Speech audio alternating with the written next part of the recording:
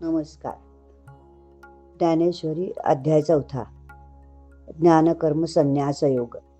मागील अध्यायात भगवंतांनी निष्काम कर्मयोगाची महती सांगितली. या अध्यायात ते अर्जुनास म्हणतात, हा निष्काम कर्मयोग मी प्रथम सूर्याला सांगितला, सूर्याने तो मनूला सांगितला, मनूने तो इक्ष्वाकूला सांगितला, परंपरेने पुढील राजांना तो सांगितला गेला. पुढील काळात सामान्य माणसे विषय सुखात दंग झाली, विवेक वैराग्य विसरले. त्यामुळे हा निष्काम कर्मयोग लोप पावला. तोच निष्काम कर्मयोग मी तुला आत्ता सांगितला.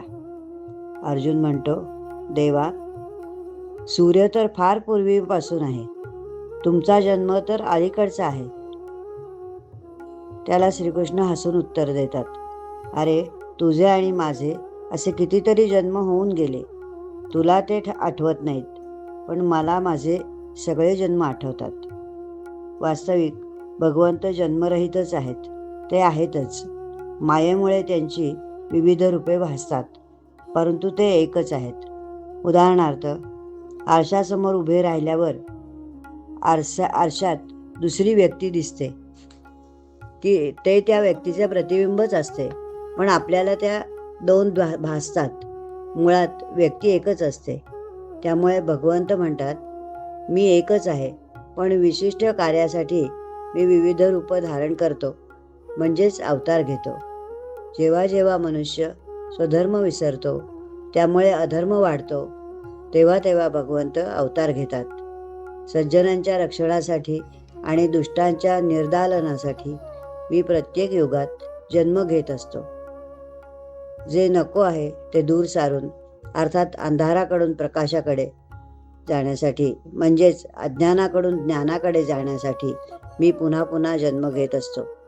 जे पुरुष काम, क्रोध, भय याच्या पलीकडे गेले आहेत, त्यांना माझे अवतार कार्य समजते. परंतु ज्यांची बुद्धी भेदाची आहे, त्यांना हे समजत नाही. त्यांच्या बुद्धीत दोष आहे. 4 वर्ण कसे निर्माण झाले, तर मनुष्याच्या गुणानुसार आणि कर्मानुसार विभागले गेले. आपण माणसे एकमेकांना जोडले गेले आहोत.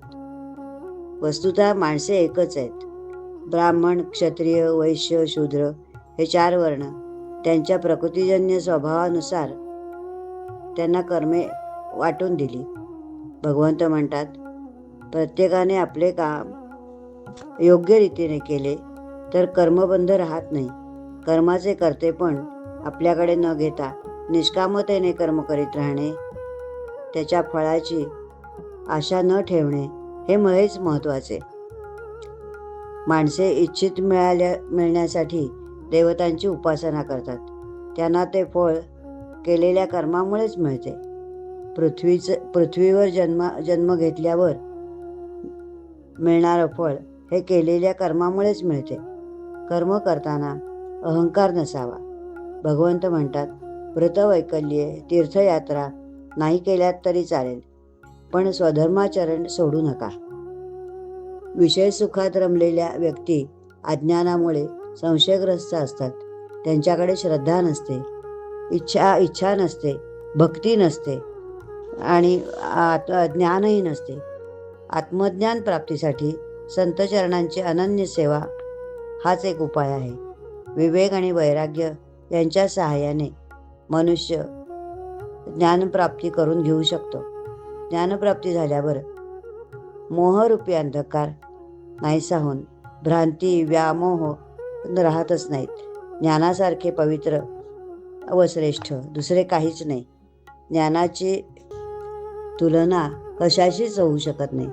ज्याप्रमाणे सूर्याची तुलना ताऱ्यांशी होऊ शकत नाही, अमृताची तुलना अमृताशीच होते, त्याचप्रमाणे ज्ञानाची तुलना ज्ञानाशीच होऊ शकते.